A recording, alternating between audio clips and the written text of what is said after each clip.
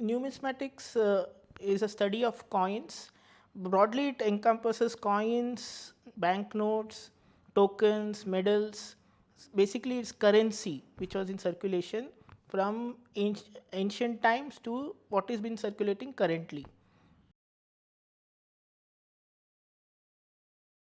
Yeah, there is a long history to coin collection. There are records of various Greek kings giving coins, special coins to their dignitaries, and they themselves collecting. In India also, we have found evidences of coin collection in hoards, but this has not been confirmed. Emperor Jahangir and all the other Mughal kings also used to mint special coins for dignitaries and present it to them. So this has the majorly coin collection received a fillip during the Renaissance period, when the common man also started collecting coins from Asia and the various conquered territories. This is how coin collection developed over a period of time, and now coin collection is also an alternative form of investment.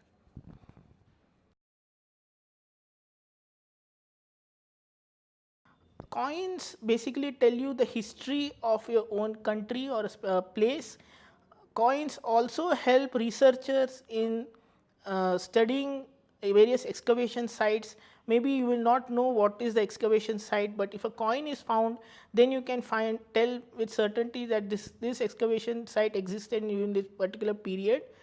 And even coins have been used to study Brahmi script. Brahmi script was an old Indian script from where all other scripts have developed. Coins was the only source where we could do research on what was the script during the olden days.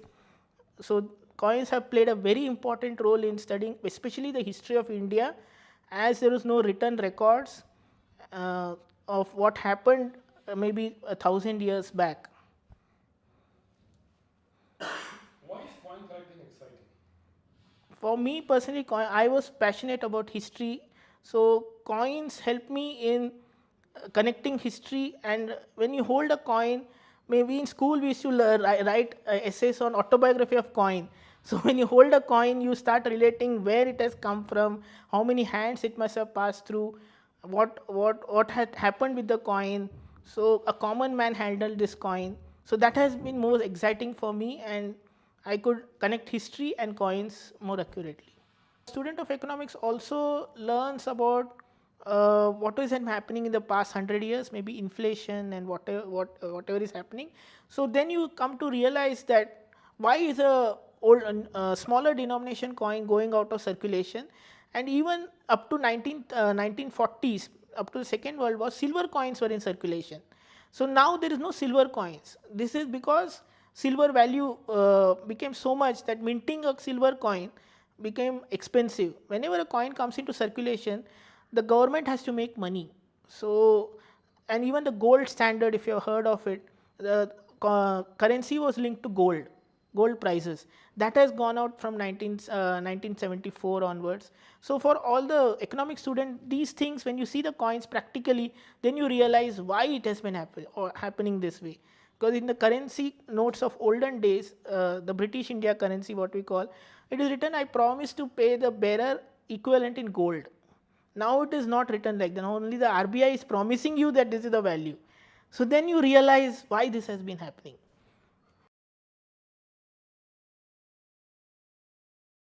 The the value of the coin, there is no particular association or something which decides the value of a coin.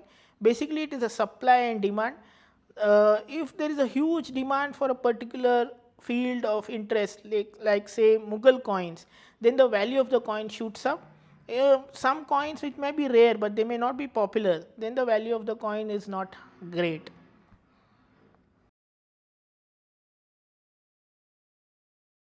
Basically what happened was, I saw this Sword of Tipu Sultan serial. So I got interested in who was he, and I wanted coins on that. The first coin I bought was in Mysore, which is my native, and that's how it built up my interest in coins. And my parents basically they supported me in coin collection, and then I took it up as a hobby.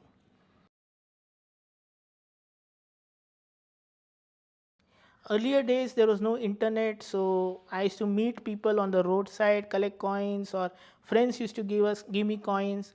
Then I started interacting with some people in my locality, and then I started developing interest in a particular field, and then went to those places, started collecting coins.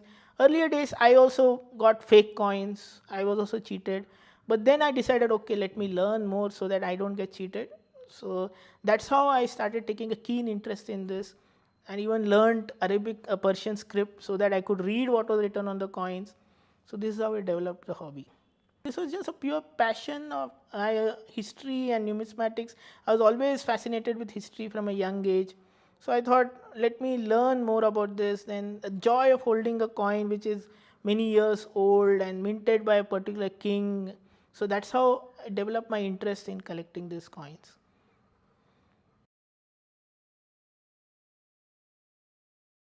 My major collection is in Mysore coinage, which is Hyder Ali and Tipu Sultan.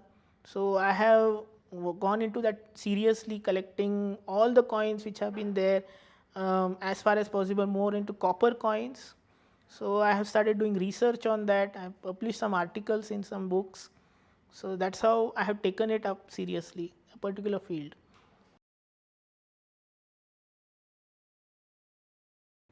The high as a collector was when I went abroad on a fellowship program, and I could talk about my subject in a major museum abroad in front of various serious collectors, and which was well received and appreciated.